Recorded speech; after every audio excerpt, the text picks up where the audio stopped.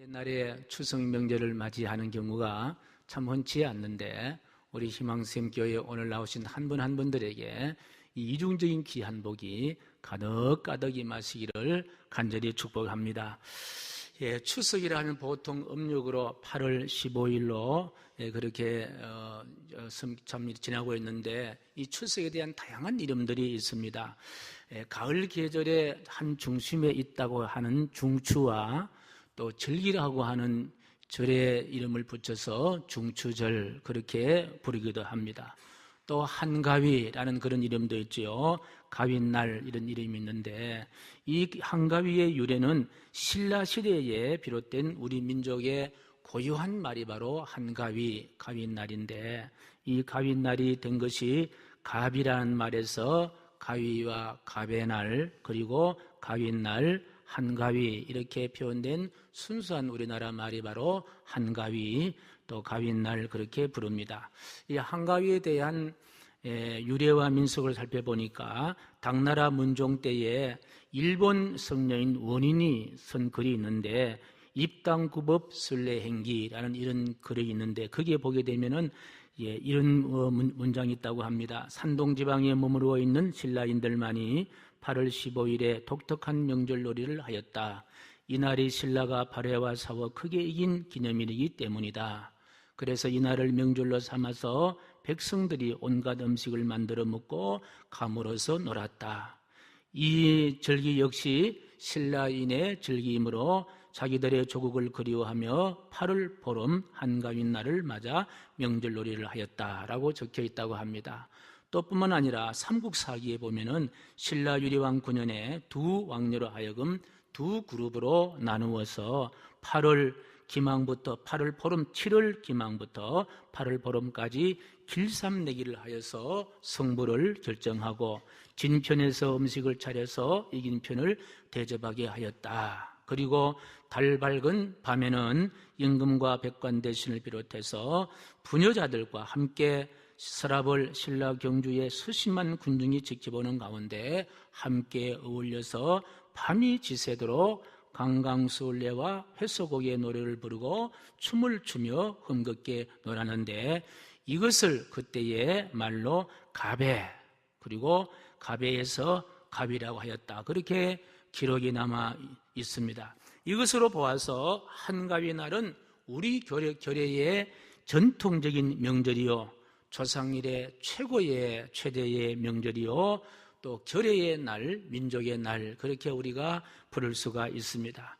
또 이때가 되면 햅쌀로 음료수와 떡을 빚어서 갖가지 음식과 오색 과일을 갖추어서 조상들에게 차례를 지내고 산소를 찾아가서 성묘를 행합니다. 일가 친척 이웃들과 어우러 화합의 축제를 벌여온 최고의 명절, 최고의 절기가 바로 중추절, 한가위, 가위날 그렇게 부르고 있습니다. 이처럼 한가위는 더위는 가고 서늘해지면서 백곡 소가가 새로 있고 모든 상황이 풍성하니 전해오는 말 가운데 더도 말고 덜도 말고 늘 한가위만 같더라 하는 그런 말이 유행되어서 내려오고 있는 참으로 아주 기쁘고 좋은 민족의 절기입니다. 옛 어른들은 추석날의 일기를 보아서 여러 가지 또 예측도 했다고 합니다. 추석날은 일기가 청명해야만이 좋다 하는 그런 말씀을 하시고 비가 내리면 흉년이 든다고 해서 불길한 징조를 보였는데 원래 우리 추석은 비도 내리지 않기 때문에 아주 좋은 그런 또 미래를 예측해 볼 수가 있습니다. 밤에 구름이 끼어 달빛을 볼 수가 없으면은 보리와 메밀이 흉년이 들고 토끼는 포대를 못해서 번식을 못하고 개구리가 새끼를 얻지 못한다. 그렇게 전해지고 있습니다. 추석날 밤에 흰 구름이 많이 떠서 여름에 보리밭에 보리를 베어서 이래 깔아놓은 늘어놓은 것처럼 그렇게 흰 구름들이 많이 있으면은요, 아주 농작물이 풍년이 들지만은 또 구름이 한 점 없는 것도 좋지 않다고 얘기는 했다고 합니다. 구름이 한 점이 없으면은 그의 보리 농사는 흉년이 될 징조다. 그렇게 어른들은 밤에 달밤에 구름을 보고도 또 예측을 했다는 재미있는 이야기가 있습니다.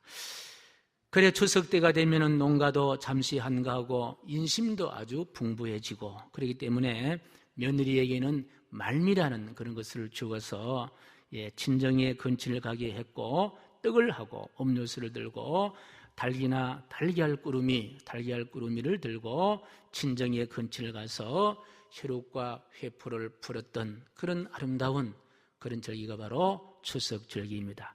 이 복된 날 여러분의 가정들마다 하는 생업들마다 여러분의 후손들에게 이 풍요롭고 넉넉한 추석의 아름다움과 기쁨이 충만하기를 간절히 축복합니다. 더도 말고 덜도 말고 늘 한가위 날처럼 인심도 좋고 풍요롭고 기분도 상쾌하고 기쁨과 감사가 있고 또 떨어져 있던 혈육지정이 만날 수 있는 그런 아름다움이 여러분에게 충만하기를 간절히 축복합니다. 그리고 인간 사이에 얽힌 모든 잡다한 문제들이 저 정반처럼 둥근 하늘에 뜬 보름달처럼 둥글둥글하게 모든 문제가 해결되고 그저 이렇게 서로 하나가 되고 융합이 되고 또 그런 뜻깊은 날이 되기를 축복합니다.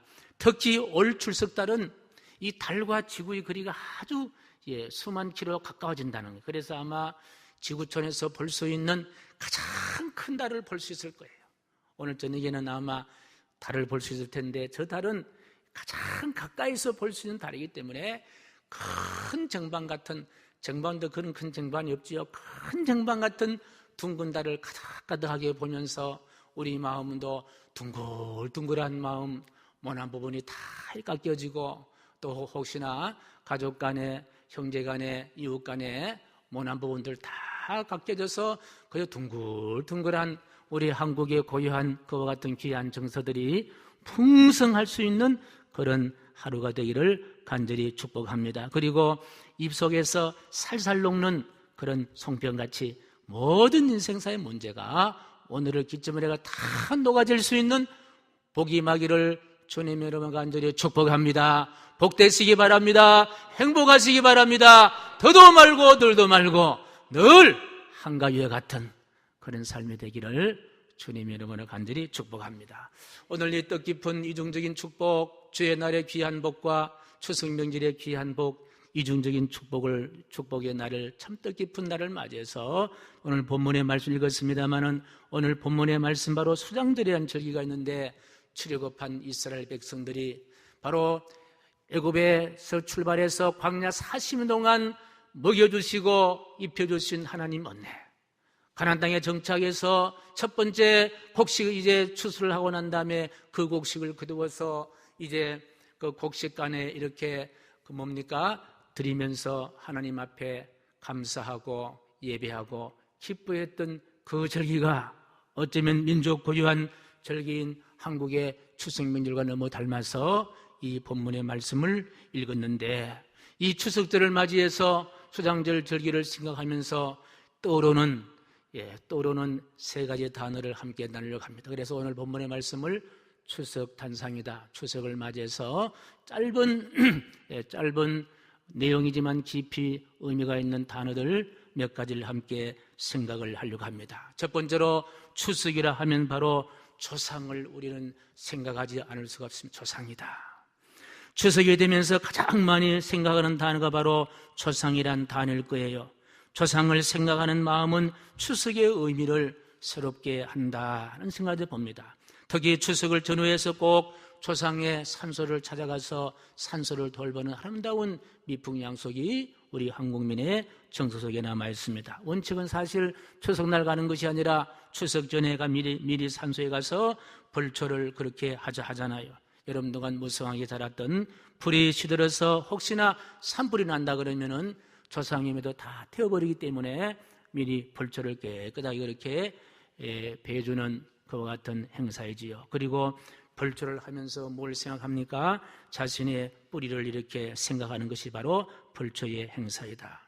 추석이 되어도 벌초를 하지 않는 무덤은 자손이 없는 무덤이거나 자석이 있다면은 효도하지 않는 불의하는 무덤이다. 그리고 우리는 예측할 수가 있습니다. 그래서 조상의 무덤을 돌보는 것이 바로 추석의 또 한 가지의 귀한 행사일진데, 추석하면 생각나는 것이 바로 조상입니다. 그런데요, 조상하면은 또 가장 욕을 먹는 사람이 또 누구입니까? 예수를 믿는 사람들이다. 물론 이 오해입니다만은 예수 믿는 사람들은 조상을 모르는 불효자다, 이런 비난들을 쭉 이렇게 받아왔습니다. 그러나 여러분 생각해보면 그것은 큰 오해입니다. 성경만큼 조상을 아주 소중히 여기는 경전도 사실 없어요. 조상을 설명하는 단어가 성경에 보면요, 조상이란 말을 표현하는 다른 단어들이 11개의 단어가 등장합니다. 그만큼 조상을 상세하게 설명하고 접근하려는 성경의 경전의 아름다운 모습입니다. 그리고 조상이란 단어를 직접 표현하는 곳이 178번이나 성경 속에 조상이란 단어를 언급하고 있습니다. 간단히 예를 들어보면은 누가복음 1장 72절 말씀 보면은 조상으로 인한 복받음을 알라고 그렇게 말씀하셨고, 열왕기상 21장 4절 말씀 보면은 조상의 유업을 지켜라, 그런 말씀이 등장하고 있고, 사도행전 13장 32절 말씀에도 조상들에게 주신 약속을 전하라, 그렇게 말씀하시고 있고, 히브리서 15장 15절 말씀에는 평안히 조상들에게 가라, 그렇게 이야기하고 있습니다. 직접 조상이라고 언급하는 것이 178번이나 성경에 있고, 이 조상이란 표현을 다른 말로 표현하는 단어가 바로 11개의 단어가 있다는 이야기입니다. 그럼에도 불구하고 그리스도인들이 자기 조상을 잘 섬기지 않는다, 이런 오해를 불러일으킨 원인을 가만히 생각해 보면요, 조상을 생각하는 방법의 차이라는 거예요. 조상을 생각하는 방법의 차이다. 우리 기독교인이 조상을 생각 안 하는 종교가 아니라, 영국하면요 가장 조상을 존경하게 생각하고 조상을 깊이 생각하는 그와 같은 교가 바로 기독교인데, 기독교인과 기독교 교인이 아닌 비그리스도인들의 조상 생각하는 방법의 차이가 있는데, 제가 좀 말씀드려보겠습니다. 첫 번째로 세상 사람들은요, 조상을 생각하는 방법은 뭐냐? 첫 번째로 조상은 제사를 받을 수 있는 하나의 신으로 여기는 거예요. 조상은 제사를 받을 하나의 신으로 여기는 거예요. 그래서 신에게 제사하듯이 절하고 제사하는 것과 지방을 쓰고 제상을 차려 올리고 향을 피우고 절을 해야 한다고 생각합니다. 두 번째, 세상 사람 조상의 신령이 화와 복을 내린다, 그렇게 믿고 있습니다. 그래서 조상신이 노하지 않도록 음복도 많이 하고, 또 참 돈 없으면은요 빚을 내서라도 제사창을 건하게 차려야 된다, 그렇게 생각하는 거예요. 그리고 또 세상 사람들은 조상신이 천신과 후손들 사이에 중보의 격으로 그렇게 생각합니다. 다시 말하면 조상신에게 잘 보여야만이 천지신에게 잘 말씀을 드려준다 하는 이런 생각입니다. 여러분 어떻게 생각하십니까? 이 생각이 맞는 것 같습니까? 그러나 성경에 보게 되면요, 출애굽기 20장 3절 이하의 말씀 보면은 우리의 모든 제사와 예배를 받으시는 분은 한 분의 신밖에 없다. 그 한 분의 신이 누구의 어떤 신입니까? 야훼 하나님의 신밖에 없다라는 거예요. 이사야 45장 5절 7절 말씀에도 인간의 삶의 모든 것은 하나님의 섭리에 달려있지 조상신이 주장하지 않는다. 그래서 여러분, 하나님을 모르는 사람들도 비가 내리지 않을 때에 어디에다가 제사 지냅니까? 조상신의 제사 지냅니까? 하늘의 제사 지냅니다. 기우제라 그래서 비가 내리는 것은 바로 하늘에서 내리기 때문에 하늘의 천신에게 기우제를 드리면서 조상신은 또 그렇게 섬기는 이중적인 잘못 섬김을 우리는 금방 알 수가 있습니다.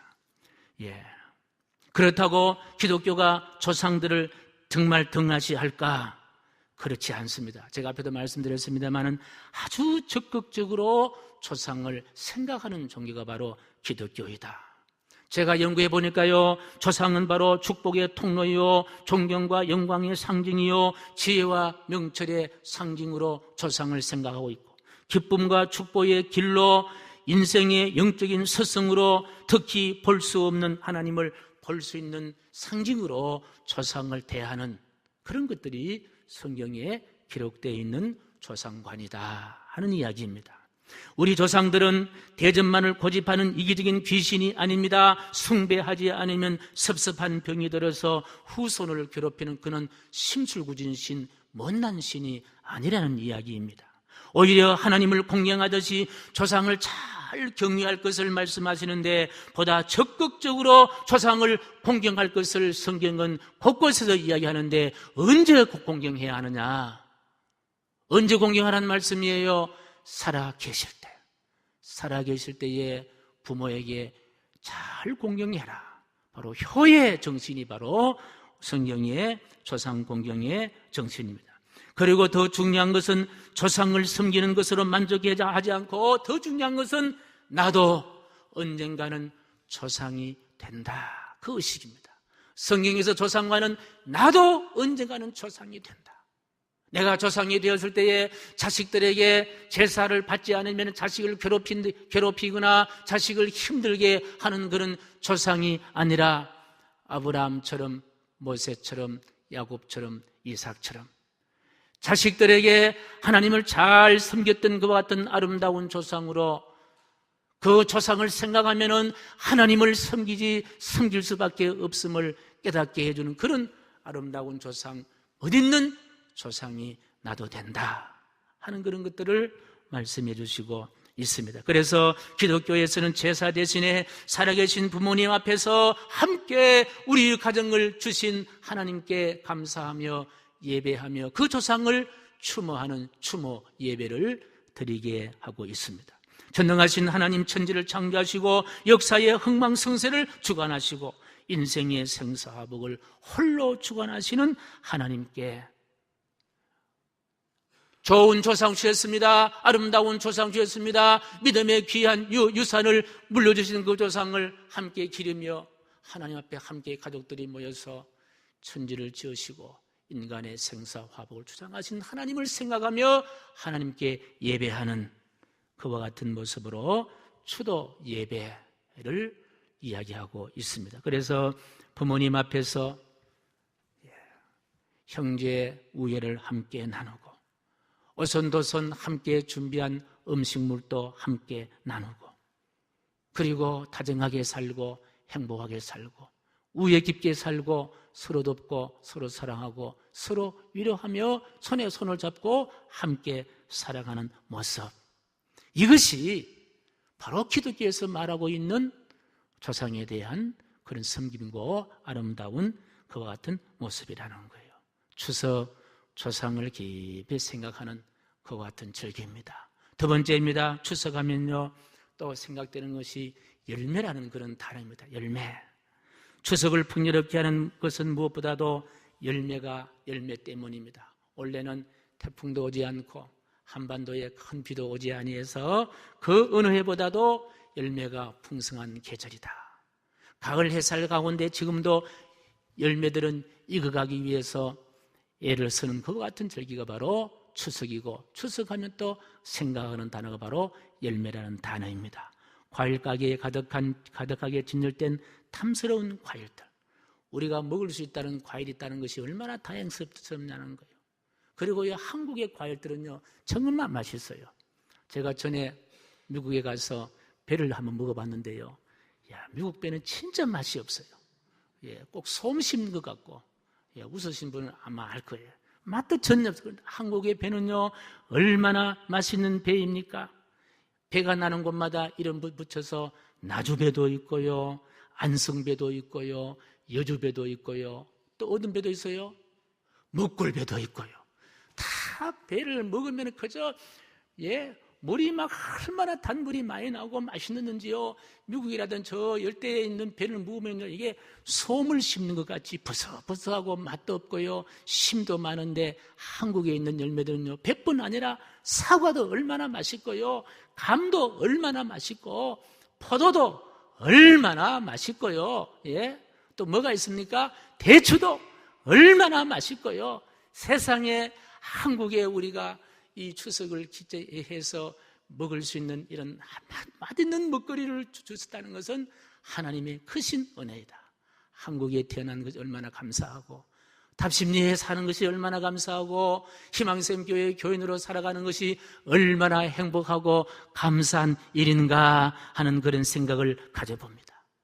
그런데요, 이 열매라고 하면 보통 우리는 열매를 맺는 나무를 생각하고 하는데요, 성경에서는요 열매의 의미를 아주 깊게 생각하는데, 그 열매는 그 한 사람의 삶의 가치관이라든지 그 사람의 삶을 나타내는 중요한 매체가 바로 열매라는 단어를 씁니다. 성경의 갈라디아서 보게 되면요, 두 종류의 열매가 있는데 육신의 소욕을 따라 맺는 육신의 열매가 있고 성령으로 따라 맺는 성령의 열매가 있는데요, 목사님 열매는 열매지 무슨 다른 열매입니까? 라고 이렇게 반문을 하실 분이 계실지 모르겠습니다만 제가 설명해 드리겠습니다. 육신의 열매는요, 육의 열매는 무슨 열매이냐? 우상 숭배, 주술, 원수 맺는 것, 분쟁, 시기, 분냄, 당 짓는 것, 분열, 이단, 투기, 술 취함, 방탕, 이런 것은요 하나님을 떠난 육신의 소욕을 따라 살아가는 사람들의 가치관을 드러내는 열매가 바로 이런 열매이다. 그러나 오늘 일부에 나오신 저와 여러분처럼 이렇게 육신을 쫓아가는 것이 아니라, 세상의 풍속을 쫓아가는 것이 아니라 성령님을 따라가며 성령님을 의지하면서 살아갈 때에 열매를 맺히는데요, 무슨 열매를 맺히느냐?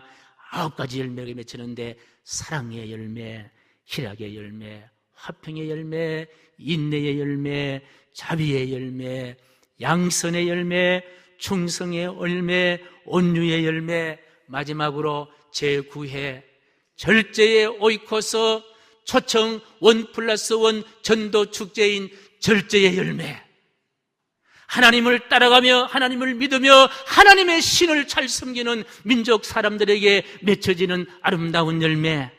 생각만 해도 기쁨이 충만하고, 이런 세상, 이런 민족, 이런 나라, 이런 가정, 이런 마음 되기를 위해서 노력하는 열매. 다시 말씀드려볼까요? 사랑, 희락, 화평, 인내, 자비, 양선, 충성, 온유, 절제의 열매. 심지어는요, 고전 15장 22절 말씀 보면은요, 우리 주님이 십자가 달려 돌아가신 다음에 3일 만에 부활했는데요, 그 부활도 첫 열매로 그렇게 표시하고 있다라는 거예요. 부활의 첫 열매가 됐다는 말은요, 예수님 부활의 첫 열매가 됐다는 말은, 첫 열매가 있다는 말은 둘째 열매가 있다는 말이 없다는 말이에요. 있다는 말이에요. 누가 두 번째 열매가 되느냐? 저와 여러분들이 예수님 믿고 잘 살아가는 자가 바로 두 번째 열매. 무슨 열매? 부활의 열매, 영생 복락의 열매, 기쁨의 열매, 행복의 열매. 새하늘 새 땅에서 걱정, 염려, 근심, 슬픔, 한숨 없는 그곳에서 영생 복락을 누릴 수 있는 두 번째 열매, 부활의 열매를 이야기하고 있습니다. 그래서 열매라는 건 참 의미가 있고 뜻이 있는 그런 깊은 일이다. 사랑하는 성도 여러분, 하나님께서 한가위 명절 통해 우리가 세상의 열매들을 많이 만지기도 하고 보기도 하고 먹기도 하면서, 그래, 나도 예수 잘 믿고 이런 열매가 될 텐데 성령의 귀한 열매 가득가득 맺히기를 주님의 이름으로 간절히 축복합니다. 특히 2015년 추석 명절을 맞이해서 열매를 기억할 텐데, 제9의 절제의 오이코스 초청 1+1 전도의 열매, 영혼 구원의 열매, 복음을 전하는 귀한 열매 가득가득 맺으시고 남기시기를 주님의 이름으로 간절히 축복합니다. 내년 추석 명절을 맞이했을 때에는 내가 복음을 증거해서 몸된 교회의 아름다운 성전이 된 그분들의 모습을 바라보면서 세상에 그 어떤 열매로도 느껴보지 못하는 그런 감사와 감격과 기쁨이 있는 한 분 한 분 되시기를 주님의 이름으로 간절히 축복합니다. 세 번째입니다. 추석 때 꼭 생각하는 단어가 있습니다. 그 단어는 뭐니 해도 뭡니까? 고향이란 단어입니다. 고향. 아무리 조상을 생각하고 풍요로운 열매가 있다 하더라도 추석의 절정은 바로 무엇입니까? 고향입니다. 고향. 고향이 없다면, 그리고 고향에 갈 수 없다면요, 구름 낀 하늘과 같지 않을까? 오늘 오신 분들은 고향에 다 못 가신 분들입니까? 예. 아마 또 입에 맞추고 난 다음에 또 고향을 가겠죠. 고향인 부모님이 계시는 곳. 뭐 부모님이 우리 집에 있으면 사실 우리 집이 고향이고, 부모님이 서울에 있으면 서울이 사실 고향이잖아요. 예. 어느 명절이건 다 그렇습니다만은 특별히 추석 명절은 고향을 그리워하며 고향으로 가는 명절이다. 지난번에 장로님께서 고향 가신다고 이러길래 시간이 몇 시간 걸립니까 하니까 한 7시간 간다 그런 이야기를 하시더라고요. 어제 내가 전화 드려보니까 저기 안산에 가서 안산에 벌써 막혔는데요, 언제 집에 갈지 모르겠다고 이야기하더라고요. 그래도요, 고향에 부모님 만나러 가기 때문에 그래도 기쁨이 넘치는 거예요. 이번에도요, 최대 오늘이요 759만 명이 움직인다는 거예요. 오늘 우리 그래 행복하잖아요. 고속도로에 갇혀가지고 오도 가지 못하고 거기 섰다가 갔다가 섰다가 갔다가 얼마 짜증나겠다는 거예요. 759만 명. 연휴 동안에 3,199만 명이 이동한다고 합니다.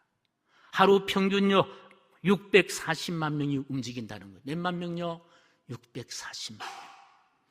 410만 대의 차량이 고속도로를 이동할 것으로 집계되었습니다. 목포까지 가는데 시간이 얼마 걸리냐?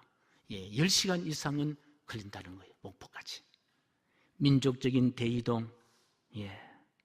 무엇 때문에 그랬습니까? 고향 때문에 그런 거예요. 고향만 이야기하면 가슴이 설레이고. 그 유명한 시인 가운데 최재호라는 시인이 있는데요, 이분이 고향의 노래를 시로 표현했는데, 국화꽃 져버린 겨울떠락에 창 열면 하얗게 무설이 내리고 날에 푸른 기러기는 북녘을 날아간다. 이제는 한적한 빈들에 서보라. 고향길 눈 속에선 꽃등불이 타겠네. 고향길 눈 속에선 꽃등불이 타겠네. 달 가고 해 가면 별은 멀어도 산골짝 깊은 골 초가마을에 봄이 오면 가지마다 꽃잔치 흥겨울이. 이제는 손 모아 눈을 감으라. 고향집 살이 우랜 한방눈이 쌓이겠네. 사이네. 고향 살이 우랜 한방눈이 쌓이네. 2부 예배 때는요 독창을 할 거예요. 할렐루야. 고향. 추석 때는 꼭 고향이 생각난다. 봄이면 진달래 덮이고 산나물 떠들어 헤매던 산, 낚시 담그고 금중 고무신에 고기 더듬질하던 강, 소 끌고 건너던 징금다리, 가을이면 햇살밥 먹고 알밤 줬던 생각, 소죽 소태 옥수수 익어가는 구수 한가, 외양간에 가득할 때 누렇게 익은 호박을 국수 모양으로 빚어 호박 부침개에 기름 타는 고향의 맛, 서먹하게 눈이 내리는 겨울이면 처맞고 참새집을 뒤지던 일, 고향이 안고 있는 삶의 향수. 제가 떠오르는 그와 같은 모습들입니다. 지금이라도 달려가고 싶습니다. 그리고 그 고향에 안기고 싶습니다. 도심지의 복잡한 마음을 훌훌 털어내고 싶습니다. 온갖 형식이나 격식의 옷들을 훌쩍 벗어던져버리고 아무런 거리낌 없이 그리움에 묻힐 수 있는 곳, 그곳이 바로 어디입니까? 고향입니다. 고향 땅은 맨발로 걷게 한다고 합니다. 고향에서 만나는 사람은 투명한 마음을 가진 사람들입니다. 고향에서 먹는 송편은 입으로 먹는 것이 아니라 마음으로 먹는 떡이다. 수십 년 동안 타양살이 고달픔도 고향 어머니 곁에서 하룻밤이면 넉넉하다, 그런 말이 있습니다. 고향길이 철리라도 달려가는 마음은요 새벽 정난수 뜨는 그와 같은 정성으로 고향을 달려갑니다. 성경에는 단순히 이와 같은 추석 명절 찾는 고향만을 이야기하려 하는 것이 아니라 이 세상의 삶이 다 끝나면 우리가 가야 할 또 하나의 고향을 이야기합니다. 이름하여 그 고향을 무슨 고향을 합니까? 본향, 그렇게 이야기합니다. 수시간 걸려서 찾은 고향은 언젠간 다시 내가 사는 현장으로 되돌아올 수밖에 없는 그와 같은 고향이지만, 우리가 마지막 찾아야 할 고향, 영원한 영적인 고향, 하나님 나라 본향은 가면 다시 돌아오지 않는 곳이다. 어떤 분이 그런 얘기 하더라고요. 목사님, 왜 본향은 가면 안 돌아옵니까? 라고 이야기하니까 너무 좋은데 왜 돌아가느냐는 거예요. 너무 좋은데 왜 서울로 가느냐, 왜 달심리로 가느냐는 거예요. 그곳이 너무 좋은 곳인데. 그래서 히브리서 11장 16절 말씀 우리 한번 읽습니다. 시작. 더 나은 본향을. 추석 명절에 수백만 명이 찾아가는 고향이지만 다시 돌아와야 할 고향이요 정체요 때로는 고향 찾은 길이 슬픔과 절망의 길이 될 수 있지만 우리가 다시 가야 할 본향은 영원한 새하늘과 새 땅, 하늘나라의 기쁨, 영생 복락을 누릴 수 있는 곳이 바로 본향인 줄로 믿습니다. 정리합니다. 추석에는 세 가지 단어가 생각납니다. 조상을 생각합니다. 조상을 생각하면 나는 아름다운 조상, 믿음이 좋은 재상, 조상 될래.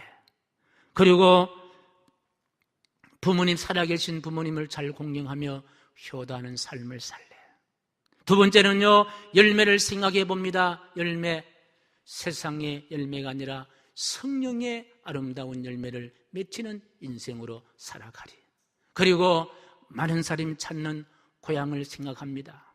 우리가 고향을 찾지 못한다고 해서 섭섭해할 것이 아니라 정말 추석 명절 고향을 생각하면서 우리가 다시 마음속에 깊이 간직해야 할 고향은 무슨 고향입니까? 본향이다.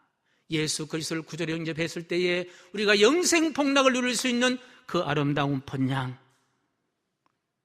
그래서 그 본향을 계시록 21장 4절에 이렇게 설명하고 있습니다. 계시록 21장 4절에 그 본향에는 사망도 없고, 다시 읽습니다. 시작. 그 본향에는 사망도 없고 애통하며 곡하는 것도 없으며 아픈 것도 없다. 사망도 없고 곡하는 것이나 애통하는 것이 없는 본향의 주인공 되시기를 간절히 축복합니다. 사랑하는 성도 여러분, 민족적인 명절을 지키면서 때론 북에 고향을 두고 있기 때문에 70년, 80년, 90년 세월 고향 땅 한번 밟아보는 것이 얼마나 큰 소원이건만 아직까지 이루지 못한 이산 가족들이 계시면 큰 위로를 받으시고 언젠가 우리가 장차 본향에 들어갈 수 있다는 그런 소망과 희망을 꼭 간직하시기를 주님의 이름으로 간절히 축복합니다. 이번 민족 고유 명절 추석을 맞이해서 주의 날에 주는 귀한 하늘의 복과 또 추석이란 땅에서 이룰 수 있는 풍요로운 복들이 여러분 다 누리시기를 주님의 이름으로 간절히 축복합니다. 자비로우신 하나님 아버지, 오늘 귀한 말씀을 우리가 받습니다. 우리가 추석 명절을 통하여 우리 믿는 사람들이 늘 마음에 간직한 것들 꼭 이 말씀 간직하며 날마다 승리할 수 있도록 인도하여 주시고 고향에 돌아가신 분 안전하게 잘 돌아오실 수 있도록 성령 하나님 동행하여